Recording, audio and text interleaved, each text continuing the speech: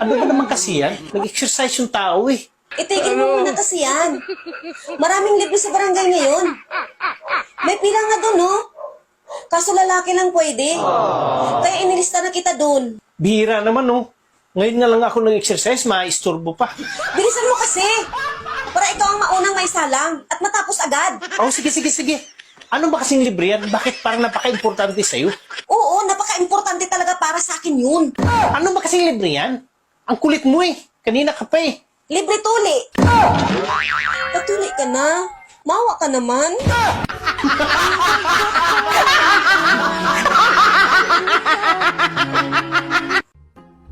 Butyak, nakikita mo ba yung babae nakikita ko? Oo, bakit? Yan ang ex-girlfriend ko. Hindi naman pala sexy at pangit pa. Talagang ganun. Yan ang kahinaan ko noon pa.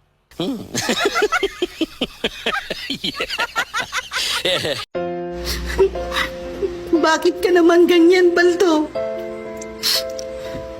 Ang saya-saya pa natin kagabi.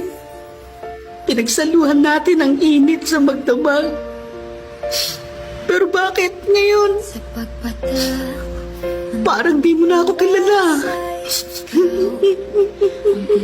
Ano na nangyari sa'yo? Pasensya ka na, Inday. Wala akong maalala eh. Yun.